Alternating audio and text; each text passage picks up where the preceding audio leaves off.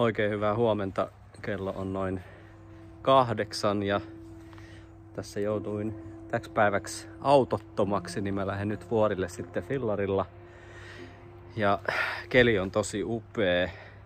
Takana aurinko paistaa ja sankka sumuu vielä tuolla järven yllä. Tarkoitus on tästä polkasta ensin joku tommonen, mitä tästä tulisi 25 kilsaa, noin 600 nousumetriä tonne vuoren juurelle ja lähden siitä sitten kävelee.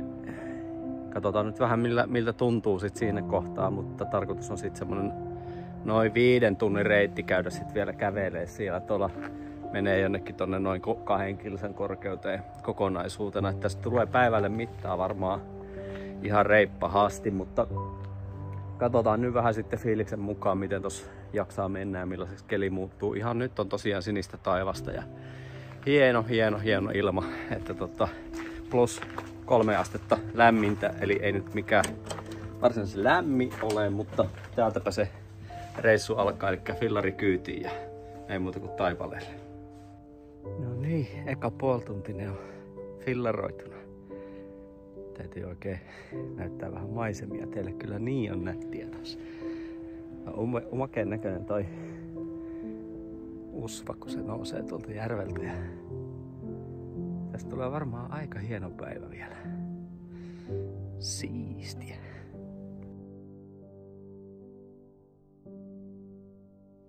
Matka on edennyt mukavasti auringon paistaessa ja hienoissa maisemissa. Joo, on tässä ihan polkemista kuitenkin. Se on nyt puolisen tuntia vielä tonne ylös ja sittenpä sitä pääsee vaihtamaan kulkuvälineen toiseen.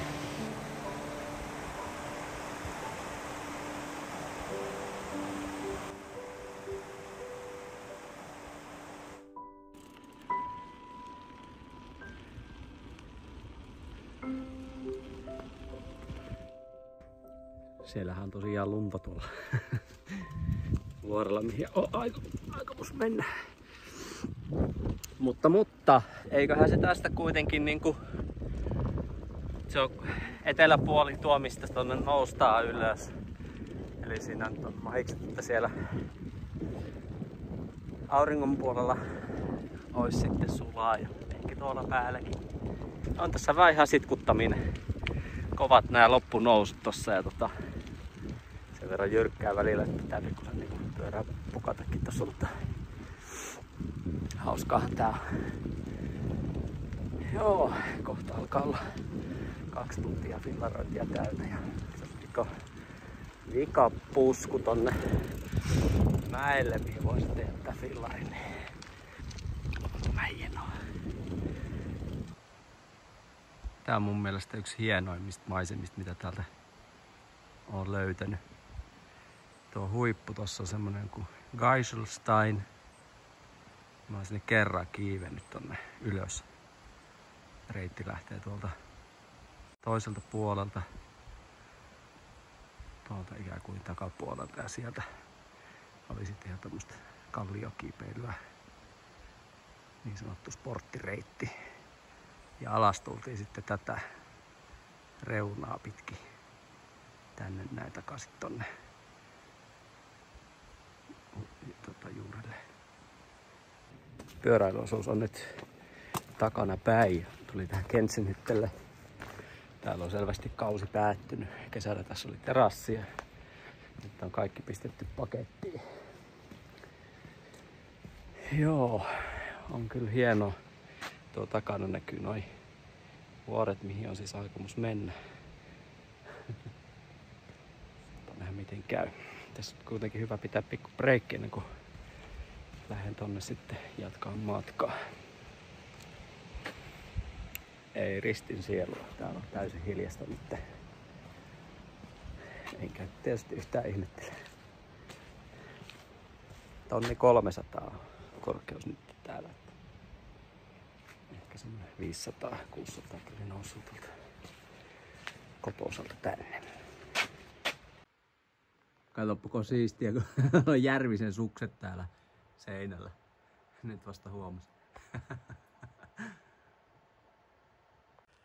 kelpo matka. 24 kilsaa suurin piirtein ajoin. Täällä on maakuurassa ja pikkusen on nuo kivet liukkaita. Täytyy katsoa tosiaan miltä se näyttää sitten tuossa toisella puolella, kun pääsee tuonne etelärinteelle, niin onko siellä sitten aurinko lämmittänyt kiven pinnan jo. Mutta onhan tää aika hieno. Täällä onkin nyt ihan sitten vähän lunta. Mä muuten nyt tuossa huomaa tehneeni virheen. Minä olen noihin pyöräilykypärän kotiin.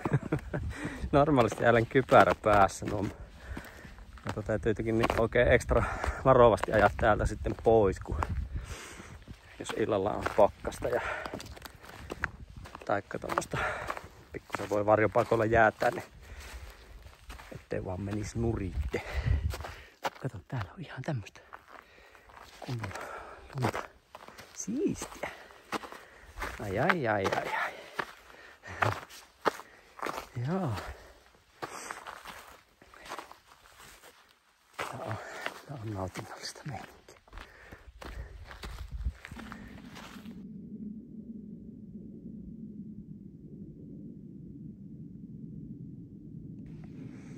Eipä tarvitse paljon miettiä, että kumpi täällä on Kukkulan kuningas, tuommoinen vuoristokaaris, vaan meikäläinen. No mitään aika semmoista reippaan näköistä meininkiä, kun ne täällä kirmaa rinteitä alas ja ylös. Pikkusen on niinku itsellä tekemistä tuohon vauhtiin. Täältä jatkuu tämmöistä vähän kalliista pätkää tonne eteenpäin ja toivottavasti ei tarvitse tonne lumilaaksoon mennä. Oho, katoppas kun mepskään on nätti kukka vielä täällä. Joo, hyvin ne selviää täällä näköjään.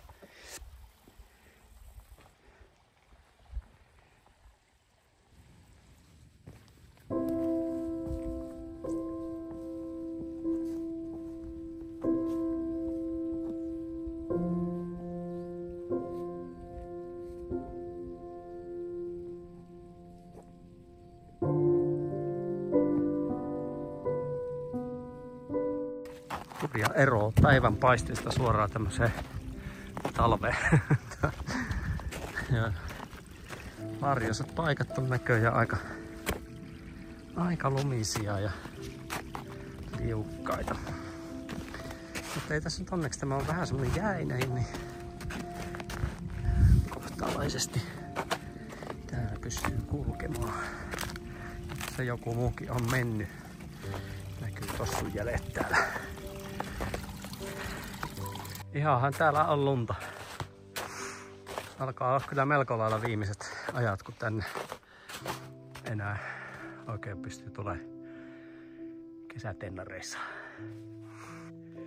Senhän tässä huomaa kyllä, että pikkusen hidastuu toi matkanteko vauhti tässä, mutta kello nyt on vasta 12, että mulla on vielä ihan hyvin tässä aikaa. Päivän valo. Taivas on kirkasti sininen ja silleen näyttää ihan positiiviselta. Ja nyt kun katsotaan tonne suuntaan, niin siellähän paistaa aurinko. Ja tuonne sitten olisi tarkoitus jatkaa. Tuo näyttää kyllä ihan hyvältä toi loppupätkä.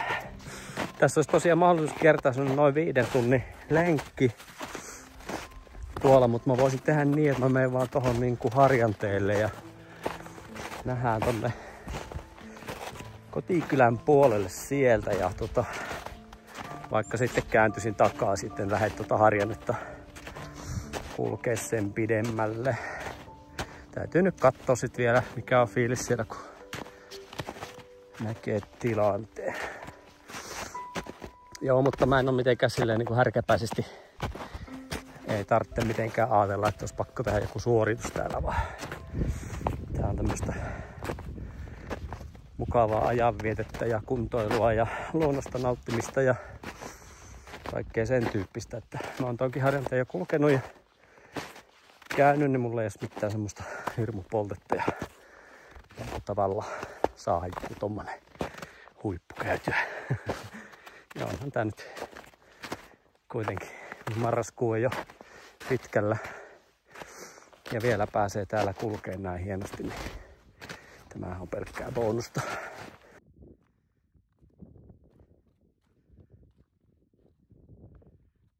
Tuolla huipulla mä oon käynyt. Lähti reitti silloin tuolta jostakin, tuolta noin meni ensin tänne huipulle ja sitten tuolta välistä tonne ja sitten sieltä alas. Se oli aika jänskä. Jepsistä. Noin sitä vaan melkein pari tuntia tuohon mennä vierähti. Pikkusen tosiaan hidastaa tuo lumessa kulkeminen ja jännittää, ettei liukastanut kivien päältä ja sen semmoista. Ja nyt sitten tässä olisi tuo takana oleva mäki, se on kanssa aika luminen ja sitten se menisi tonne noin.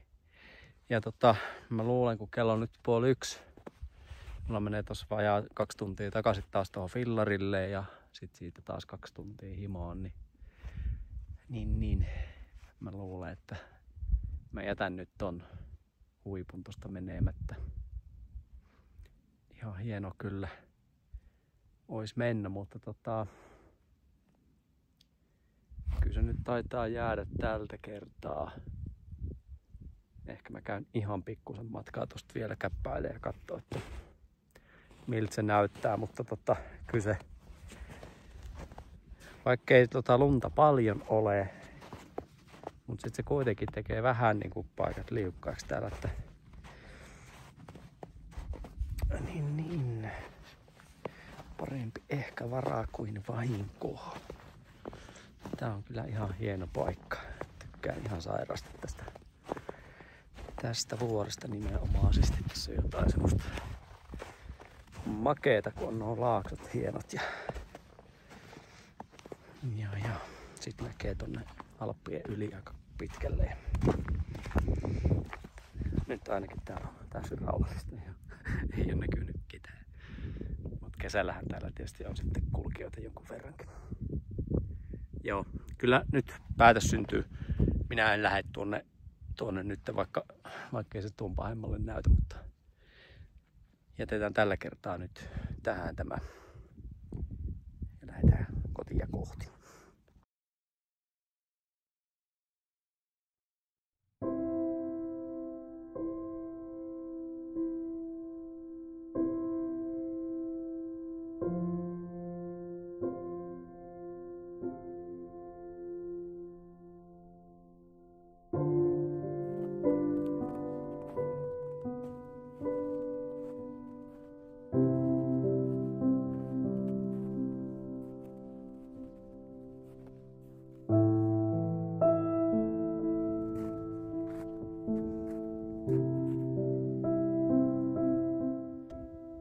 No niin, matka on tullut aika mukavasti tänne alaspäin. Jossakin tuolla paikalla mä kävin tuon ehkä tossa jossain. Jeps, nyt on joku vähän runsas 3 tuntia ollut tätä kävelyaikaa. Tästä ehkä semmonen vajaa puolikkaan tunnin vielä kävelee tohon hyttelle ja sit päästään pyöräselkään ja kotia kohore. Semmoista ihan mukavaa reippailua, että semmonen joku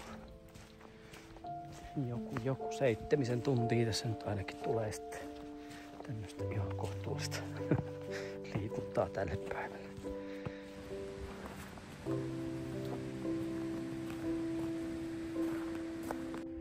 No niin, enää ihan vikat metrit tossa ne on sitten kotona. Aikamoinen rutistus kyllä. Tuolla sitä vaan käytiin. Jossakin aika korkealla. Laitan videon loppuun vielä statsit, että mitäs kaikkea tästä tulikaan tehtyä. Voinko nyt kysyä, että onko pakko mennä suihkuun, jos ei tullut hiki? Jes, palataan seuraavalla videolla. Moro!